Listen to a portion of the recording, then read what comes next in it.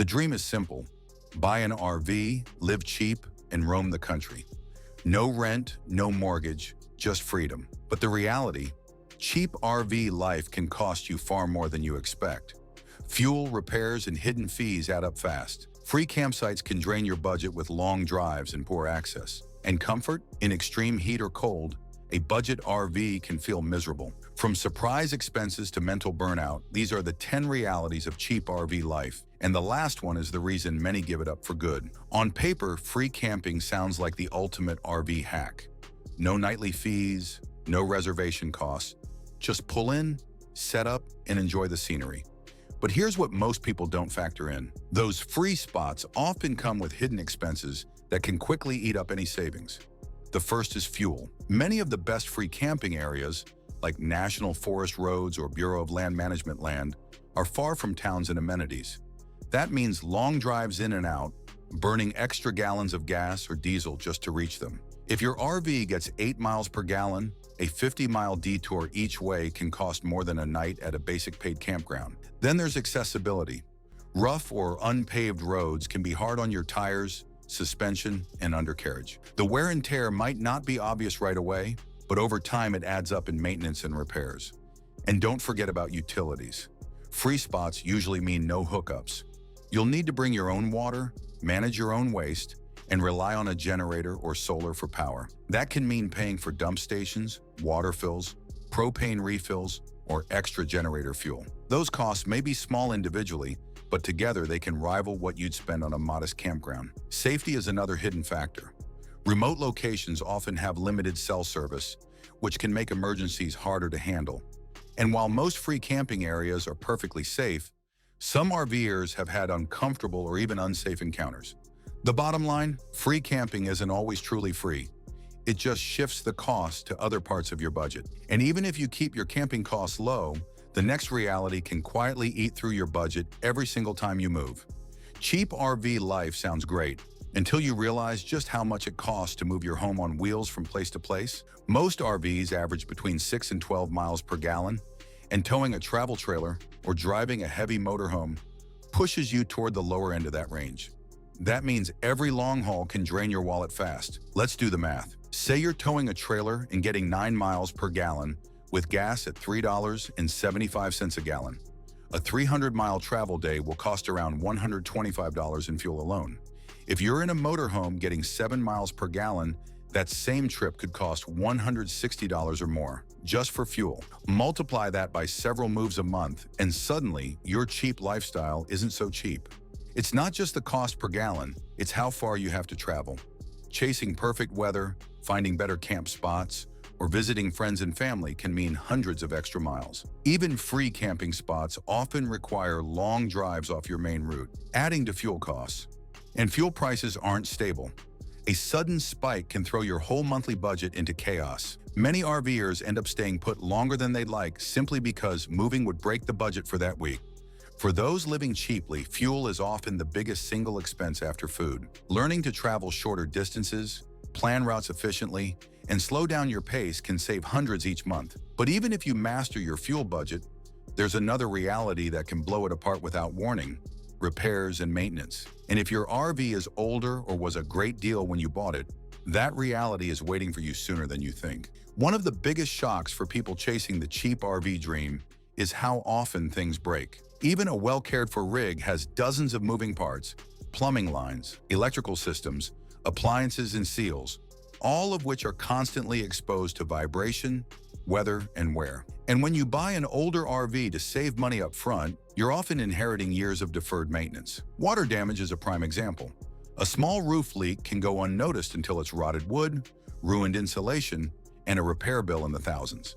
Appliances like refrigerators, furnaces, and water heaters don't last forever, and replacing just one can wipe out months of savings. Even smaller fixes, a faulty water pump, bad brake pads, or worn tires, can add up quickly when you're on the road full-time. The reality is that an RV is both a house and a vehicle, which means it needs double the care. You've got engine maintenance, if it's a motorhome, or tow vehicle upkeep, plus all the work of keeping your living space functional.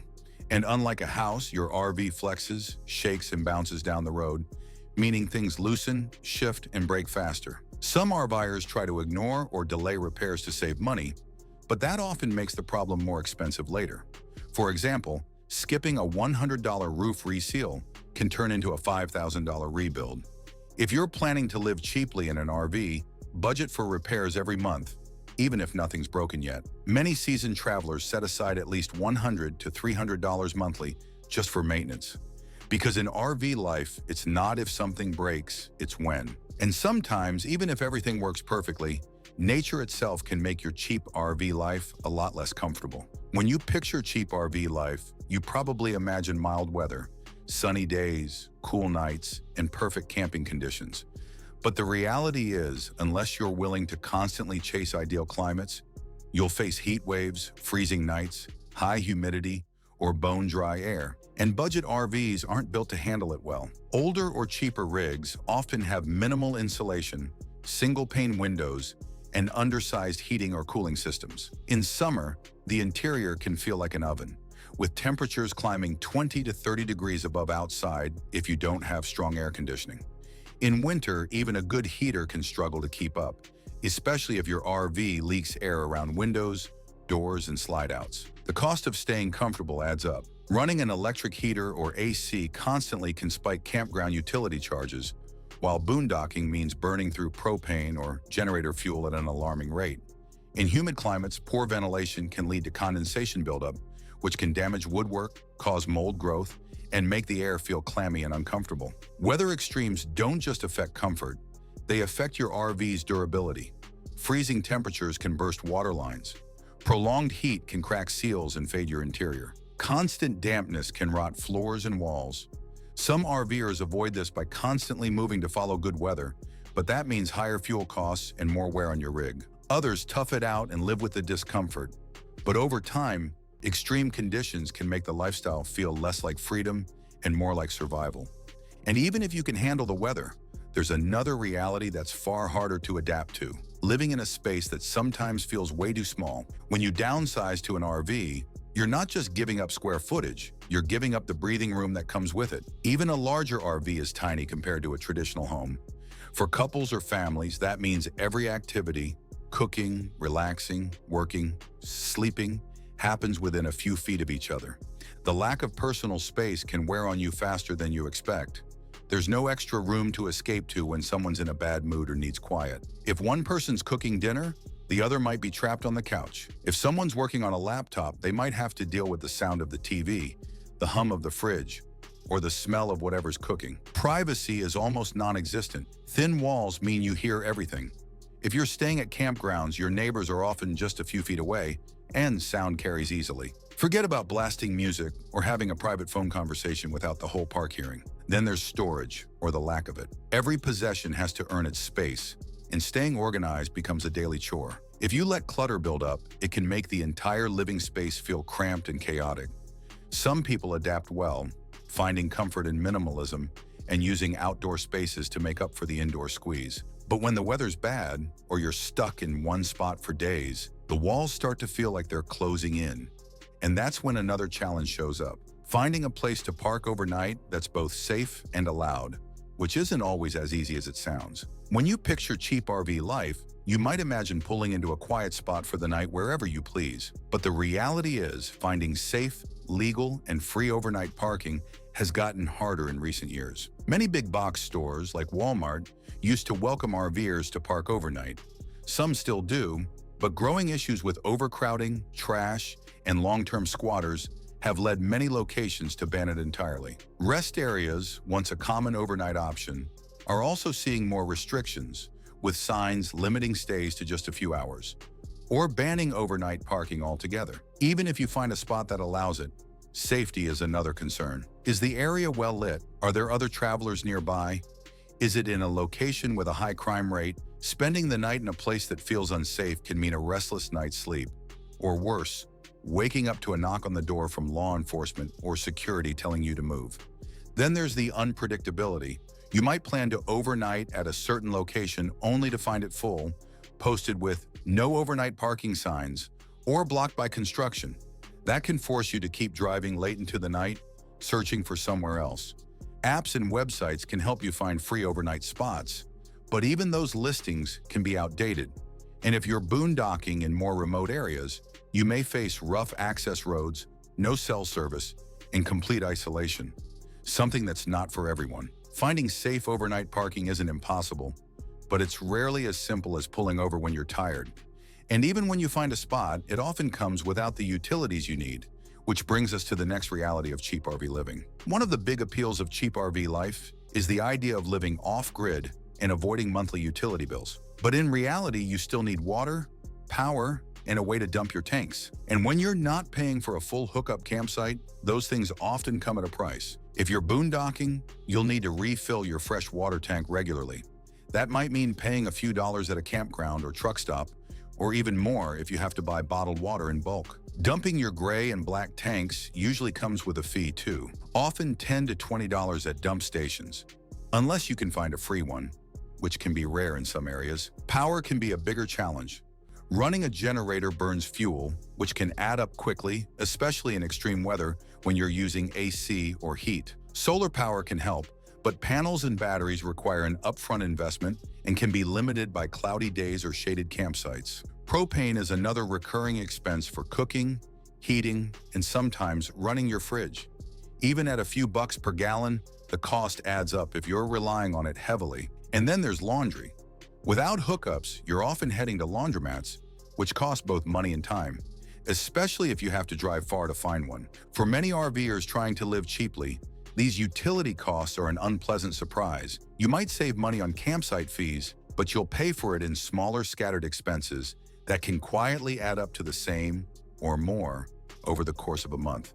And even if you manage your utilities perfectly, there's another hidden expense in cheap RV life that's much harder to avoid: the wear and tear on your rig every time you move it. In cheap RV life, one of the biggest costs you can't escape is the toll constant travel takes on your tow vehicle or motorhome engine. Every move you make, every mile you drive, adds wear to systems that are expensive to repair. And when you're living on a budget, even one major breakdown can derail your plans for months. For towable RVs, your truck or SUV is doing the heavy lifting.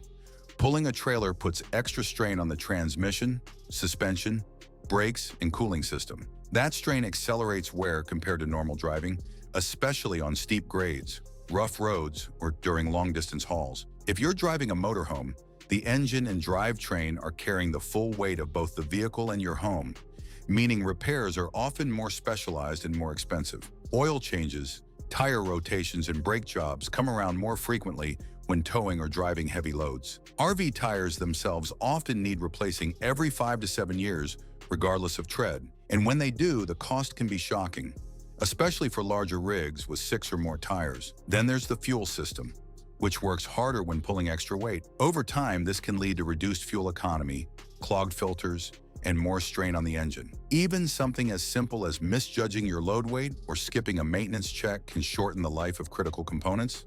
The problem is that many people living cheaply in an RV don't budget for this level of maintenance. They see fuel and campground fees as the main expenses, forgetting that the vehicle itself is one of the largest ongoing costs. And while repairs can drain your wallet, there's another reality of cheap RV living that can drain something just as important: your sense of connection to other people. Cheap RV life often means moving frequently, parking in remote locations, or staying in places without built-in communities. While that can bring peace and solitude, it can also lead to long stretches without meaningful social interaction. And for many people, that isolation hits harder than they expect. When you're constantly on the move, it's harder to form lasting friendships. You might meet other travelers in passing, but by the time you've exchanged names, you're already headed in opposite directions. Campgrounds with active social scenes often come with higher prices, so budget travelers tend to avoid them, missing out on the gatherings, group activities, and casual conversations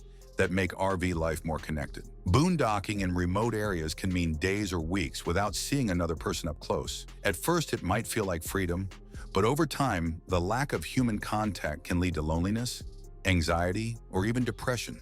If you're traveling solo, the effect can be even stronger. Staying connected digitally can help, but remote locations often have poor cell service or no internet at all, That makes it harder to keep in touch with family, friends, or online communities. Some RVers find themselves going days without a phone call or message, simply because the connection isn't there.